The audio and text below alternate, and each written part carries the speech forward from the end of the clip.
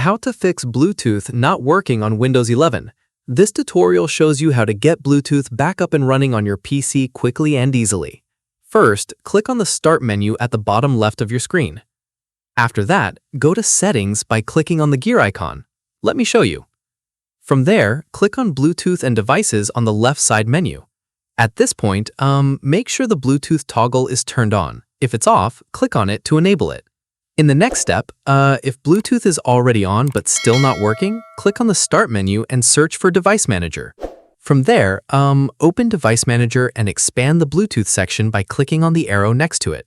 At this stage, look for your Bluetooth adapter in the list. If there's a yellow warning icon next to it, it means there's a driver issue.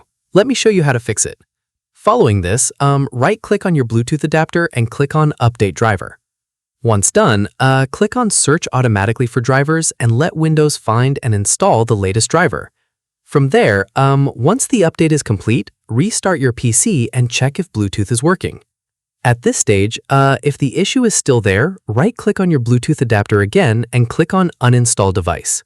Following this, click on Uninstall to confirm. Then restart your PC and Windows will automatically reinstall the Bluetooth driver. Here's an important note.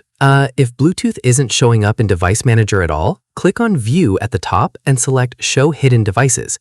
Your Bluetooth adapter may be hidden, and this will make it visible. And that's it. If this guide helped you fix Bluetooth on Windows 11, give it a like, subscribe for more Windows tutorials, and tap the bell icon for updates. See you in the next one.